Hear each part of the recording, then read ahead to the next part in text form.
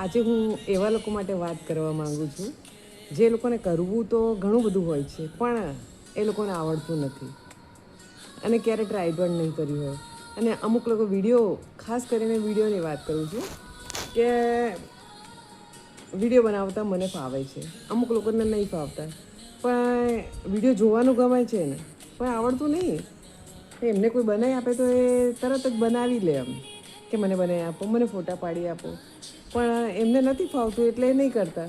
એટલે એમને નથી આવડતું એટલે સામેવાળા વ્યક્તિને જે ખૂબ સરસ વિડીયો બનાવે છે કે થોડા નોર્મલ વિડીયો બનાવે છે એ લોકોની વાતો કરે છે કે જો ને વિડીયો બનાવે છે, જો કેટલા બધા ફોટા પાડે છે.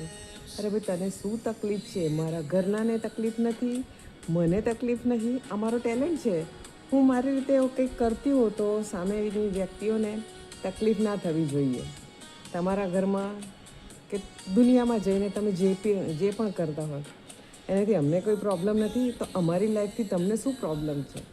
અને જો તમને પ્રોબ્લેમ જ હોય છે અમારા ફોટા અને વિડીયો શૂટ કરવાથી, તો એક કામ કરો, એક ઓપ્શન આપેલી છે કે જોવાનું બંધ કરી દો કે અમારા વિડીયો ના તમારી સામે આવે. તો અમારામાં પણ એવો ઓપ્શન છે, અમે બંધ કરી દઈએ. પણ લોકોની પીઠ પાછળ વાતો કર્યા કરતાં સામે આવીને કહો એટલે અમને જવાબ આપતા આવડે છે. ફાલતુની વાતો ફાલતુ લોકો જ કરે અને જે કરતા હોય ને એ બંધ કરી દો. એક ટેલેન્ટ છે જે દરેકમાં નહીં હોતું. તમારામાં જે ટેલેન્ટ છે ને અમને જોઈતું નથી.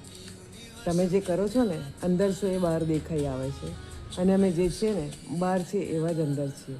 અને અમારે કોઈની પંચાયત કરવાનો અમારી પાસે ટાઈમ નથી અને અમારે ખાલી સમયમાં અમે આ સારું કામ કરીએ છીએ કે અમે આ દુનિયામાં નહીં હોઈએ તો અમારા વિડીયો થ્રુ લોકો અમને યાદ કરશે અને અમને જોઈ શકશે. અમે મર્યા પછી પણ જીવતા રહેવા માંગીએ છીએ. Thank you.